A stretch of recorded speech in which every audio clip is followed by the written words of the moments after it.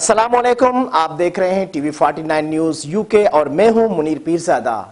آئیے آپ کو لے چلتے ہیں آج کی خبر کی جانب۔ گھاروں میں معذور ساجن چانڈیو کو گھاروں ٹاؤن انتظامیہ نے معذوروں کے کوٹا سسٹم میں بھرتی کرنے سے انکار کر دیا۔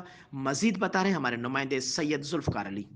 گھاروں میں معذور ساجن چانڈیو ولد محمد اسماعیل کو گھاروں ٹاؤن کمیٹی انتظامیہ نے معذوری کوٹا سسٹم میں بھرتی کرنے سے انکار کر دیا۔